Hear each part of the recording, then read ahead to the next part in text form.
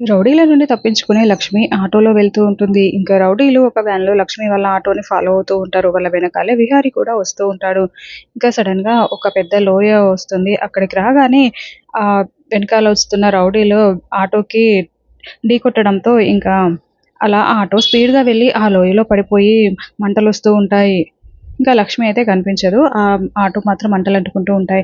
"రేయ్ పదండ్రా దాన్ని పట్టుకుందాం" అని ఆ రౌడీలు వ్యాన్ దిగేసి బయటికొచ్చి చూసేసరికి అక్కడంతా మంటలు మండుతూ ఆటో అంతా తగలబడిపోతూ ఉంటుంది. ఇంకా వాళ్ళందరూ నవ్వుకుంటూ "దాని పనైపోయింది పదరా ఎవరు చూడకముందే మనం ఇక్కడి నుంచి వెళ్ళిపోదాం" అని ఆ రౌడీలు అక్కడి నుంచి వెళ్ళిపోతారు. ఇంకా ఆ రౌడీల వ్యాన్‌కి విహారీ వాళ్ళ వ్యాన్ కూడా ఢీకొట్టుంది. ముగ్గురు ఒకే అలా స్పీడ్‌గా రావడంతో ఒకరి వెహికల్ ఒకదానికి తగిలి ఉంటుంది.